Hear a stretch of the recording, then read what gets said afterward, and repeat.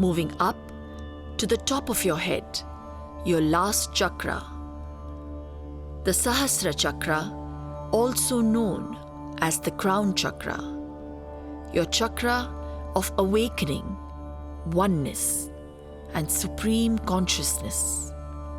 Imagine 1,000,000 iridescent rays entering through your crown chakra. Now let's chant.